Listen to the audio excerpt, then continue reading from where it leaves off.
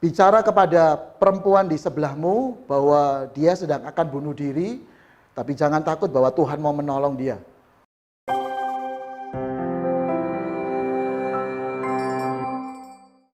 Shalom jemaat Tuhan, apa kabar kita semua? Tetap sehat, tetap di dalam perlindungan Tuhan. Pada kesempatan ini izinkan saya berbagi pengharapan dengan sebuah tema Rebuild a Strong Foundation, membangun kembali fondasi kehidupan kita yang kuat. Beberapa waktu yang lalu saya ingat cerita seorang hamba Tuhan tentang ada seorang yang naik bis, seorang hamba Tuhan yang naik bis di Filipina. Dia sedang naik bis, kemudian dia duduk di bangku bis yang paling depan dan di sebelahnya kosong.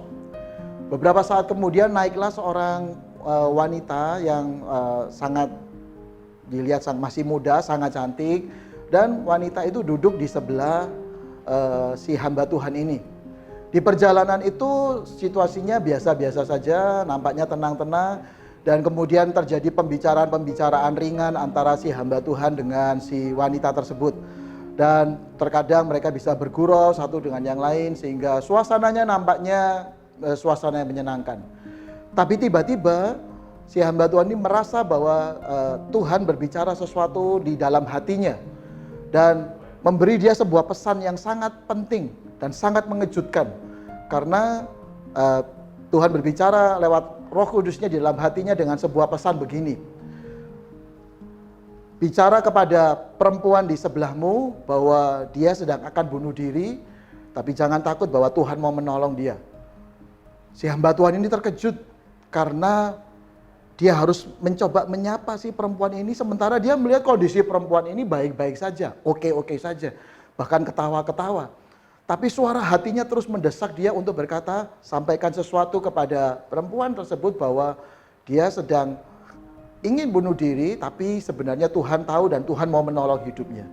Akhirnya dengan penuh kehati-hatian si hamba Tuhan ini berkata kepada si perempuan yang duduk di sebelahnya, saya minta maaf kalau saya salah, tapi izinkan saya bicara sesuatu.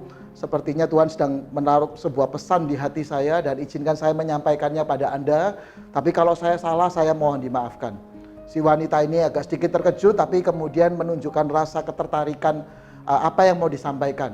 Si hamba Tuhan ini kemudian berkata begini, apakah benar bahwa Anda saat ini sebentar lagi sedang berniat untuk mengakhiri hidup Anda atau mau bunuh diri?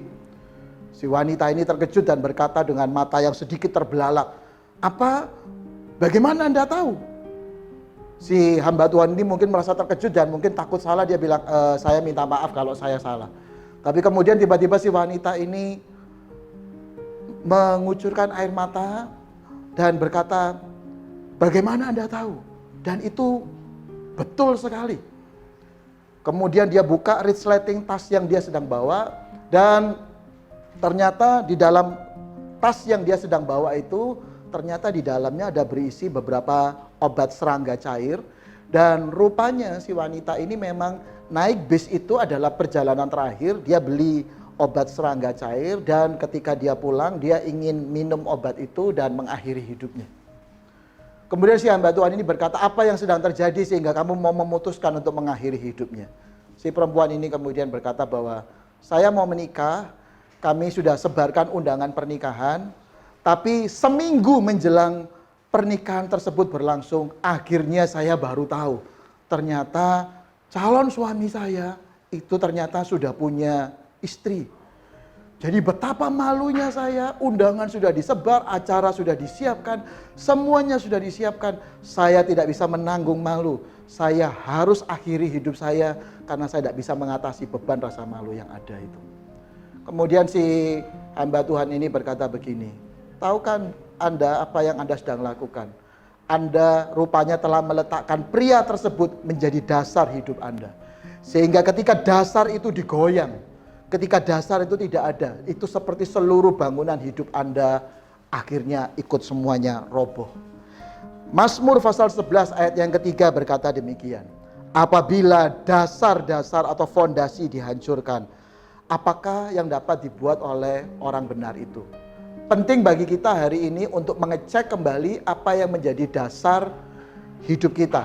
Karena kekuatan hidup kita seringkali dipengaruhi oleh fondasi kehidupan kita.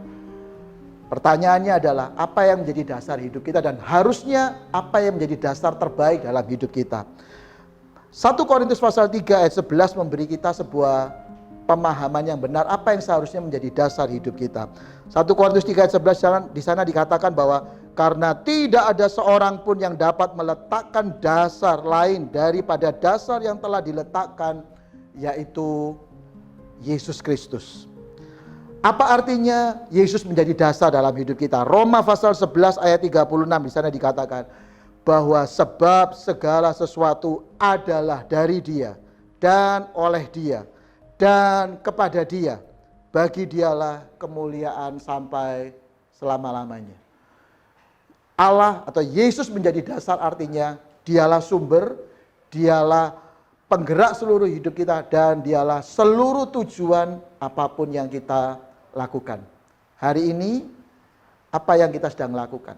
Apa yang mendasari semua yang kita lakukan? Apakah berdasarkan pada kemampuan kita, keinginan kita, harapan kita, atau berdasar kepada dasar yang kuat, yaitu Yesus Kristus sendiri?